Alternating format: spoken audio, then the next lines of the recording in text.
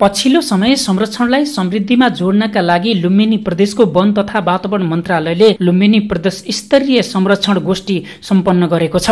यो संरक्षण अभियानमा मानव वन्यजन्तु द्वन्द्व न्यूनीकरणमा भएका प्रयास, जैविक विविधता लगायतका विषयहरूमा सफलता प्राप्त हुँदै गएको छ। यसले वन्यजन्तु र जैविक विविधता संरक्षणमा महत्त्वपूर्ण टेवा पुग्ने विश्वास लिएको छ। अब हामी कहाँ भएका नयाँ खालका अनुसन्धानको विषयमा टियुबाट सरले प्रस्तुत गर्नुभएको छ। त्यसै गरी मानव वन्यजन्तु द्वन्द्व व्यवस्थापनमा अब हामी अलिकति इन्सुरेन्सतिर जानुपर्छ कि भन्ने खालको विषयहरू पनि प्रस्तुत भए। अहिलेको कन्फ्लिक्टको सेनेरियो कस्तो छ भन्ने खालको पनि हामीले बुझ्यौँ। अनि भोलिका दिनमा यो कन्फ्लिक्टलाई हामीले व्यवस्थापन गर्न के गर्नुपर्छ त भन्ने खालको विभिन्न अप्सनहरूको विषयमा पनि छलफल भयो।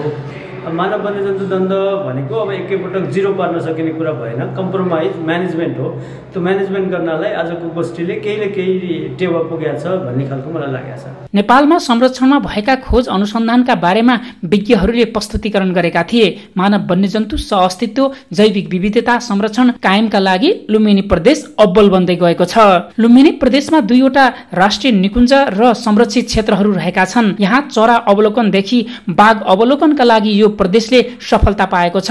वन्यजन्तुको जोखिमबाट कसरी सुरक्षित रहने भन्ने विषयमा यहाँका नागरिकहरू सचेत बन्न थालेका छन्। अब बाघलाई पर्यटनमा जोड्दै नागरिकको आय स्तरमा वृद्धि गर्न सकिने सम्भावना बढेको छ। र अर्को मुख्यतः अब दिगो रूपले हामीले हेर्यो भने त्यस्ता गरिब समुदाय जो वन स्रोतमा आश्रित छन्, सामान्यतया भन्दा दाउरा घाँस भनेको गरिब समुदाय नै आश्रित हुन्छ। त्यस्ता समुदायलाई यो पर्यटन मार्फत, किन बाघको वासस्थल भएको ठाउँमा त पर्यटनको प्रशस्त सम्भावना छ।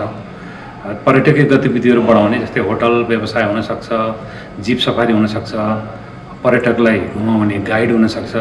त्यो रूपमा उहाँहरूलाई प्राथमिकता दिएर तालिम दिने र विकल्प पनि दिनको लागि चाहिँ लाइभलीहुडको कार्यक्रम सञ्चालन गर्यो भने ती समुदायभित्र प्रवेश गर्न नपर्ने अवस्था सिर्जना गरेर पनि दीर्घकालीन रूपले बाघ र मानवको बीचको द्वन्द्व न्यूनीकरण गर्न सकिन्छ।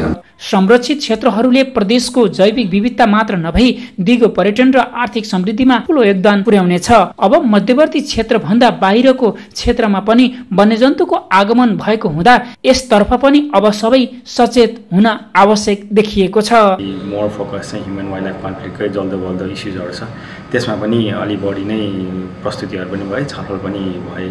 त्यसले गर्दाखेरि चाहिँ भोलिको दिनमा अब निकुञ्ज संरक्षण क्षेत्र मात्रै होइन, बाहिर पनि त्यतिकै संरक्षण र संरक्षणसँग आबद्ध चुनौतीहरूलाई पनि त्यतिकै हिसाबले ध्यान दिएर महत्त्वको साथ व्यवस्थापन गर्दै लानुपर्छ भन्ने चाहिँ एउटा स्ट्रङ म्यासेज चाहिँ फ्लो भयो भन्ने जस्तो लाग्छ।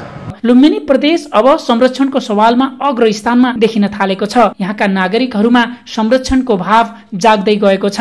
कर्मी खम्बपुनका साथ एभी न्यूज खबर एचडी का लागि हुमरी भट्टराई, नेपालगञ्ज, बाँके।